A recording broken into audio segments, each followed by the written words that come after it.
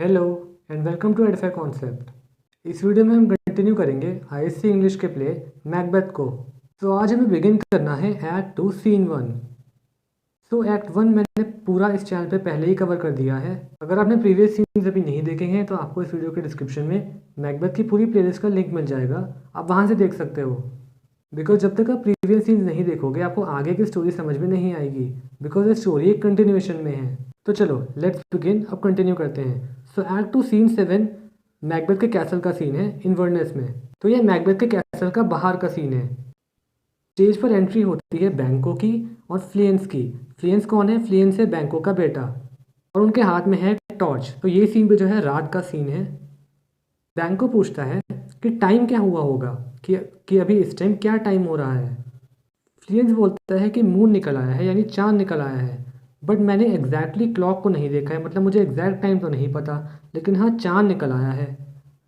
बैंको बोलता है मुझे लगता है कि इस वक्त 12 बज रहे हैं रात के। फ्लियंस फिर अग्री करता है और बोलता है हाँ मुझे भी ऐसा ही लग रहा है कि रात को 12 बज रहे हैं इस वक्त। बैंको बोलता है ये लो मेरी तलवार को पकड़ो, मुझे बहुत नींद आ रही है। बैंको बोलता है कि मुझे काफ़ी देर से नींद आ रही है, बट मुझे कुछ डरावने थॉट्स आ रहे थे, इसलिए मैं काफ़ी देर से सो नहीं पा रहा हूँ, बट अब मुझे सच में बहुत तेज़ नींद आ रही है। तो वो फ्लियंस को बोलता है कि थोड़ी देर के लिए मेरी तलवार को पकड़ लो। अब यहाँ पे ना शेक्सपियर एक हिंट कर रहे हैं कि प्ले में कुछ बहुत ख़राब होने वाला है। तो बैंको कहता है कि मुझे बहुत डरावने बहुत कर्स थॉट्स आ रहे हैं। तो ये एक हिंट है कि प्ले में अब बहुत कुछ ख़राब होने वाला है, कुछ बहुत डरावना होने वाला है। यहाँ पे शेक्सपियर ना प्ले की टोन को सेट कर रहे हैं। देन अब स्टेज पर एंट्री होती है मैकबेथ की। तो बैंको को मैकबेथ की आवाज़ आती है, पर उसने भी मैकबेथ को देखा नहीं होता। तो वो फ्लेन से वापस मांगता है कि मुझे मेरी तलवार वापस करो। और आगे कौन आ रहा है? मैकबेथ कहता है तुम्हारा दोस्त, यानी मैकबेथ, मतलब कि मैं आया हूँ। बैंको कहता है मैकबेथ आप अभी तक सोए नहीं हो, मतलब कि रात के 12 बज रहे हैं और आप अभी तक सोए नहीं हो। किंग डनकन तो कब के सो चुके हैं, तो अभी तक आप क्यों नहीं सोए? और किंग डनकन आपकी और आपकी वाइफ को बहुत प्रेज़ कर रहे थे, उनको आपकी फीस बहुत पसंद आई। और किंग डनकन ने लेडी मैकबेथ के लिए एक डायमंड भी दिया है। तो फिर बैंको ये डायमंड मैकबेथ को पास करता है। मैकबेथ कहता है नहीं हमने कुछ इतना खास तो नहीं करा, ये सब तो हमारी ड्यूटी थी, अभी तो हम अच्छे से प्रिपरेशंस नहीं कर पाए थे, नहीं तो हम और भी बेटर कर पाते। मतलब कह रहा है कि अभी तो हमें इतना टाइम नहीं मिला, लेकिन तो अगर हमें और टाइम मिलता तो हम और बेटर प्रिपरेशंस कर पाते और बेटर तरीके से उनको सर्व कर पाते। और ये सब तो वैसे भी हमारी ड्यूटी थी, तो हमने कुछ इतना खास नहीं करा है। देन बैंको कहता है कि लास्ट नाइट मुझे उन 3 वियर्ड सिस्टर्स का या उन 3 विचेस का एक सपना आया। तो बैंको बेसिकली मैकबेथ से उनके बारे में बात करना चाह रहा है और मैकबेथ को बता रहा है कि लास्ट नाइट उसे एक सपना आया उन 3 विचेस का। मैकबेथ कहता है हाँ मैंने उन विचेस के बारे में अभी तक कुछ बहुत ज़्यादा नहीं सोचा है, हम उनके बारे में ना बाद में बात करेंगे जब हमें ज़्यादा टाइम मिलेगा। तो वो बैंको से कहता है अगर तुम मुझे कुछ थोड़ा अपना टाइम दो तो हम उन विचेस के बारे में बाद में आराम से बात करेंगे कि उन्होंने हमारे बारे में क्या प्रेडिक्शंस की थी। तो बैंको अग्री करता है और मान जाता है कि हाँ उनके बारे में बाद में आराम से बात करेंगे और वो अपना टाइम मैकबेथ को ज़रूर देगा। और मैकबेथ कहता है जब सही वक्त आएगा ना, और अगर तुम मुझे सही वक्त पर तुम मुझे अपना सपोर्ट दोगे तो आई विल ऑनर यू।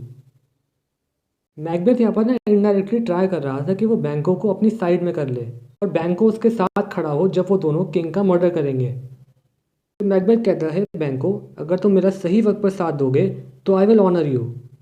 तो बैंको कह रहा है हाँ ठीक है, आप जो काम मुझे करने के लिए कह रहे हो वो काम मैं डेफिनेटली करूँगा और आपको सपोर्ट करूँगा, पर मुझसे कोई ऐसा काम मत करवा लेना जिससे मैं अपनी ही नज़रों में झुक जाऊँ।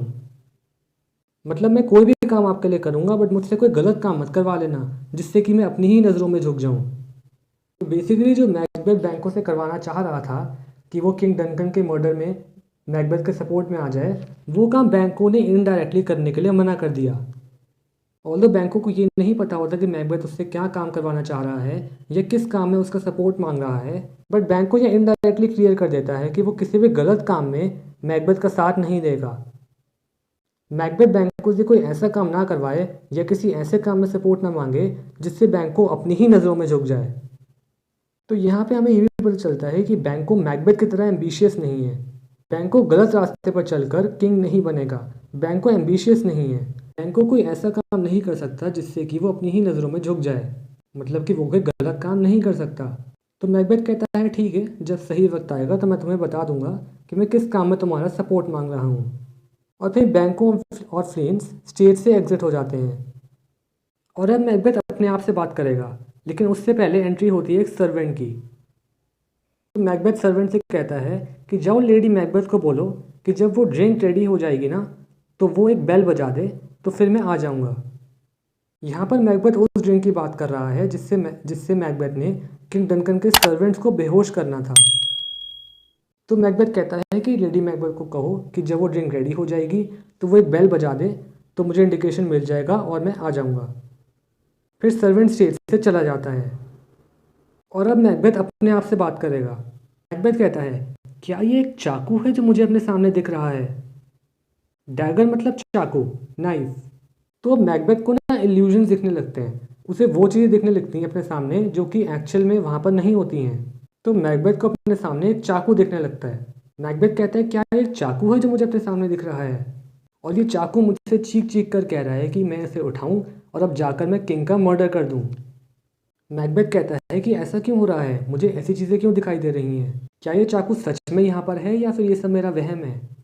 मैकबेथ कहता है अगर ये मेरा इल्यूजन है तो क्या ये इसलिए हो रहा है क्योंकि मेरे दिमाग में इविल थॉट्स चल रहे हैं? यहाँ पर वो बोलता है हीट ऑप्रेस्ड। तो वो कहता है कि क्या ये सब मेरे दिमाग में जो इविल थॉट्स चल रहे हैं, क्या उस वजह से मुझे ऐसे इल्यूजन्स दिख रहे हैं, या फिर ये चाकू सच में यहाँ पर प्रेजेंट है? फिर मैकबेथ क्या करता है, मैकबेथ उस चाकू की तरफ बढ़ता है और उस चाकू को उठाने की कोशिश करता है। अब ऑब्वियसली वो चाकू तो वहाँ पर था नहीं, तो मैकबेथ के हाथ में कुछ नहीं आता, पर फिर भी वो उस चाकू को देख पा रहा होता है। तो मैकबेथ अपने आप से कहता है कि क्या मेरी आंखें मुझे धोखा दे रही हैं या मेरे बाकी सेंसेस मुझे धोखा दे रहे हैं? मतलब कि क्या उसकी आंखें उसे धोखा दे रही हैं कि वो चाकू एक्चुअल में वहाँ पर है ही नहीं, या फिर उसके हाथ में जो सेंसेस हैं वो उसे धोखा दे रहे हैं कि वो चाकू को अपने हाथ में फील ही नहीं कर पा रहा। तो क्या उसे उसके बाकी सेंसेस धोखा दे रहे हैं या फिर उसको उसकी आंखें धोखा दे रही हैं? देन मैकबेथ कहता है कि शायद ये एक सिग्नल है कि अब मुझे किंग डंकन का मर्डर कर देना चाहिए। तो मैकबेथ ना उस चाकू को अपने सामने जो उसे दिख रहा था उसको एज अ सिग्नल लेता है कि अब मुझे जाकर मर्डर कर देना चाहिए, अब सही वक्त आ गया है। फिर मैकबेथ कहता है कि अब तो इतनी रात हो गई है कि इस वक्त तो खाली विचेस और मर्डरर्स बाहर हैं कैसल से या घर से, और जो वुल्फ हैं वो इतनी रात को हाउल कर रहे हैं। वुल्फ्स ना हाउल करते हैं, तो वो कहता है कि इतनी रात को तो विचेस और मर्डरर्स बाहर हैं और वुल्फ्स हाउल कर रहे हैं और मैं भी बाहर हूँ। बेसिकली खुद को एक मर्डर से कंपेयर कर रहा है कि इतनी रात को तो विचेस बाहर होती हैं, वुल्फ्स हाउल करते हैं और मर्डरर्स बाहर होते हैं और मैं भी बाहर हूँ, कि मतलब मैं भी एक मर्डरर हूँ। तो यहाँ पर ना शेक्सपियर एक सीन क्रिएट कर रहे हैं, एक हॉरर सीन क्रिएट कर रहे हैं कि विचेस बाहर हैं, बहुत रात हो चुकी है, मर्डर्स बाहर हैं, वुल्फ्स हाउल कर रहे हैं। एक तरह से सीन क्रिएट कर रहे हैं, एक टोन सेट कर रहे हैं और एक सिग्नल दे रहे हैं कि अब प्ले में कुछ बहुत ही ख़राब होने वाला है। एंड यस, मैकबेथ यहाँ पर ऊपर बोलता है लाइन 48 में कि अब उसे चाकू पर खून भी दिखाई दे रहा है। तो अचानक से ना मैकबेथ को उस डैगर पर या नाइफ पर ब्लड भी दिखाई देने लगता है। ब्लड वहाँ पर पहले नहीं था जब मैकबेथ को चाकू दिखने लगा था, बट यहाँ पर मैकबेथ को चाकू पर ब्लड भी दिखाई देने लगता है। देन मैकबेथ कहता है कि जो काम मैं करने वाला हूँ वो एक बहुत ही ख़राब काम है। वो ऐसा काम है जो कि घोस्ट करते हैं, वो एक बहुत ही ईविल, विकेड और घोस्ट वाला काम है, ईविल स्पिरिट्स वाला काम है। मैकबेथ कहता है कि जिसका मर्डर मैं करने वाला हूँ वो भी आराम से शांति से अंदर कैसल में सो रहा है और मैं यहाँ बाहर हूँ। तो एक तरह से फिर से सीन सेट किया जा रहा है, टोन सेट करी जा रही है और साइन दिया जा रहा है कि अब प्ले में कुछ बहुत ही ख़राब होने वाला है। देन फाइनली बेल बज जाती है। अब ये बेल कौन सी होती है? ये वो बेल होती है जो कि लेडी मैकबेथ बजाती है, क्योंकि जो जिस ड्रिंक से उनको डंकन के सर्वेंट्स को बेहोश करना था वो ड्रिंक का प्रिपेयर हो चुकी है। तो लेडी मैकबेथ एक बेल बजा देती है और मैकबेथ को इंडिकेशन देती है कि अब उसे आकर डंकन का मर्डर करना है। तो फाइनली बेल बज जाती है और मैकबेथ कहता है कि अब मुझे जाना चाहिए, जो ये बेल है ये मुझे इनवाइट कर रही है। और ये जो बेल है ना, ये मेरे लिए तो एक बेल है, लेकिन डंकन के लिए ये एक नेल की तरह है। नेल ना एक ऐसी बेल होती है जिसको बजाया जाता है किसी की डेथ को अनाउंस करने के लिए। तो मैकबेथ कहता है ये बेल तो मेरे लिए एक बेल है, लेकिन डंकन के लिए एक नेल है। यानी ये बेल बेसिकली एक तरह से डंकन की डेथ को अनाउंस कर रही है, और ये नेल यानी ये बेल जो डंकन के लिए नेल है वो अब डंकन को समन कर रही है टू आइदर हेवन और हेल। मतलब कि बेसिकली कह रहा है कि अब डेथ के बाद डंकन अपना रास्ता चुनेगा, हेवन का या हेल का। फिर मैकबेथ स्टेज से फाइनली एग्जिट हो जाता है। तो इस सीन में हमने देखा कि बैंको ने मैकबेथ का साथ इस मर्डर में नहीं दिया और किस तरह से शेक्सपियर ने एक टोन सेट करी, प्ले की, एक हॉरर पिक्चर सेट करी, क्योंकि नेक्स्ट सीन में ही डंकन का मर्डर हो जाएगा। शेक्सपियर ने इस सीन में एक साइन दे दिया कि आगे प्ले में कुछ अब बहुत ख़राब होने वाला है। यहीं पर एक्ट 2 सीन 1 एंड हो गया। सो आज की वीडियो में इतना ही। नेक्स्ट सीन में हम देखेंगे कि किंग डंकन का मर्डर कैसे होगा और उसके बाद क्या होगा। अगर आपको इस वीडियो से हेल्प मिली हो तो प्लीज़ इस वीडियो को लाइक कर देना एंड आगे के सीन्स के लिए चैनल को सब्सक्राइब कर देना ताकि आप कोई भी नोटिफिकेशंस मिस ना कर दो। Thanks for watching.